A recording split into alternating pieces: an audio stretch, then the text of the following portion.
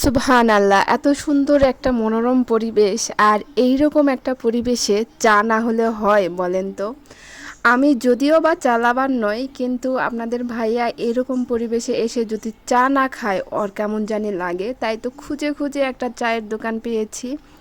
একদম মানে বয়স্ক একটা চাচা চায়ের দোকান নিয়ে ওখানে বসে। ওইখানে গিয়ে চা অর্ডার করলাম, আমারটা চিনি সহ, আর ও নেবে হচ্ছে চিনি ছাড়া।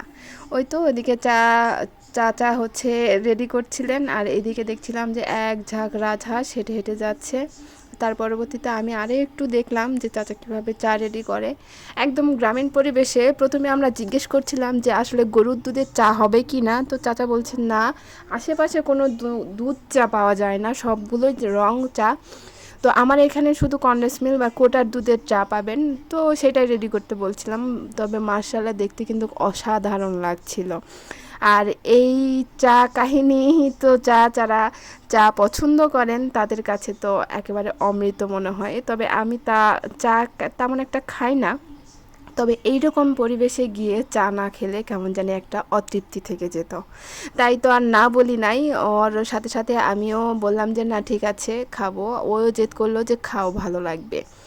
একদম এত সুন্দর একটা পরিবেশ, মানে বলে বোঝাতে পারবো না, এত মনোরম, এত মানে শান্তির একটা বাতাস হচ্ছিল সেদিন, অসাধারণ। সুবহানাল্লাহ। তো চলেন, চা হাতে নিয়েছি, নিয়ে এবার প্রাকৃতিক পরিবেশ উপভোগ করব আর চা খাবো। তো ওই যে দেখা যাচ্ছে সামনে পানি, পুরাটাই বিলে ভর্তি এখন পানি, যেহেতু নদী রেগুলার কয়েকদিন বৃষ্টি হওয়ার কারণে নদীর পানি একদম বেড়ে গিয়েছে।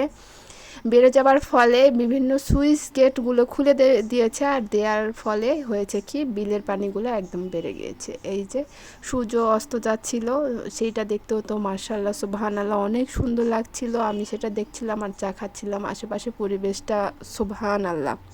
তো আপনারা চাইলে কিন্তু সেখান থেকে ঘুরে আসতে পারেন।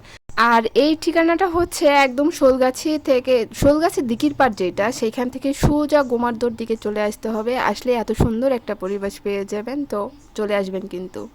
তো আজকের ভিডিও পর্যন্তই, সবাই ভালো থাকবেন, আর কেমন লাগলো অবশ্যই জানাবেন।